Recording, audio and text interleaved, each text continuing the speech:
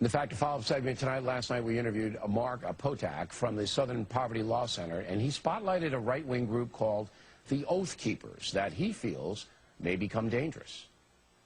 But the reality about the group is that what it's really about is the fear that martial law is about to be imposed, that Americans are about to be herded into concentration camps, that foreign troops are going to be put down on American soil.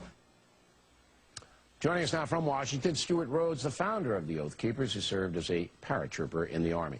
Tell us about your group, first of all, before we get into the ideology of it. How many people are in the Oath Keepers, and do you have to be a police officer, a law enforcement officer, and an ex-military, or what do you have to be?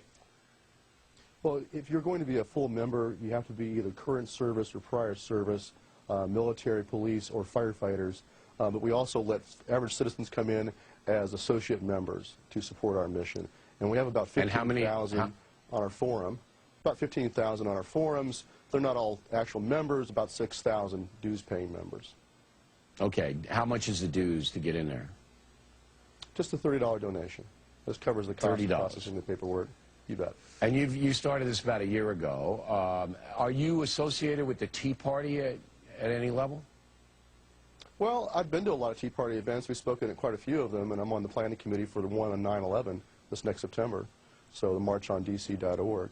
But, you know, we like the Tea Party movement. I think it's great. It's a good revitalization of core Americanism and core constitutionalism. Okay, so full members in the Oath Keepers have to have a military or police background. Now, I'm going to read you something from your website. Firefighters. Or firefighters. We will not obey unconstitutional and thus illegal and immoral orders, such as orders to disarm the American people or place them under martial law. Well, who's going to try to disarm people and place them under martial law? I mean, why would that even be something you would be discussing? Well, it happened as recently as Katrina.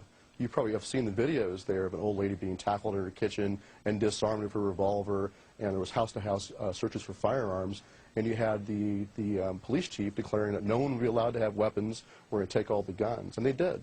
So they disarmed Americans over some bad weather, as though the bad weather suspended the Second Amendment.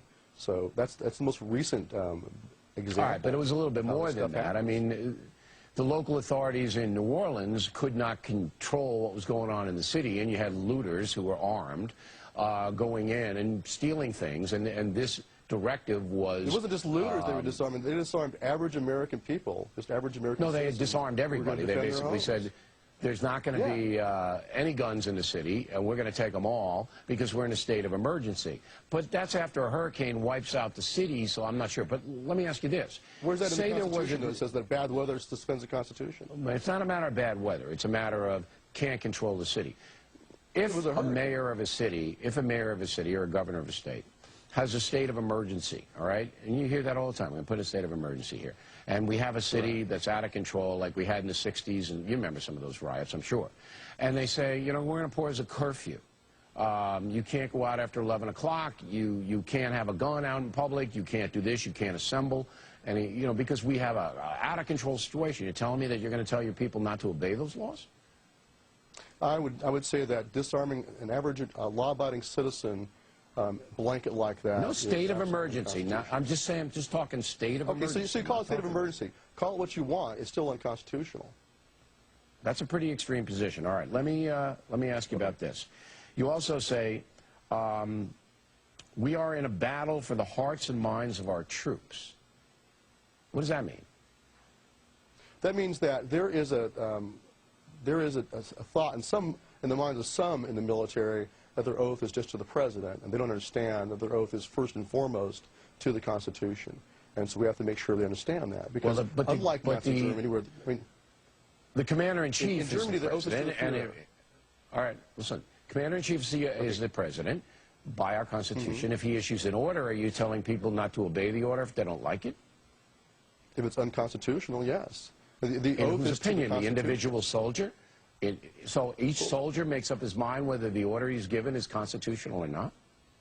What were the Nazis told at Nuremberg? That disobeying orders was no excuse, no defense. They have an individual obligation, and this is well established in military law. Okay. There's an individual obligation. I know military law, and there are things in there that if a guy says you have to kill those civilians, you say no, we don't. But I'm saying in a general term, I don't think you can have a military or a police force if you have each officer and soldier and Marine saying, we'll obey what order we want because we don't think it's constitutional. That seems to be what you're putting out there. I'll give you the last word on it. No, here's the thing, Bill, is that there's a presumption that orders are lawful. And so it's a heavy burden to meet. But if you obey an unlawful order, you can also be in trouble. And so they're not going to just go do this lightly. They'll do it when it's most serious, because it is serious repercussions if you disobey a lawful order. But you can be tried and convicted for obeying an unlawful one, too. If it's clearly unlawful, I got it. But if it's a matter of interpretation, and you could have anarchy easily. But Mr. Rhodes, we appreciate you stepping up. You'll have guys who will be at risk of court-martial. They're not going to do that because they're at risk of court-martial. All right. They'll only do it when it's really serious.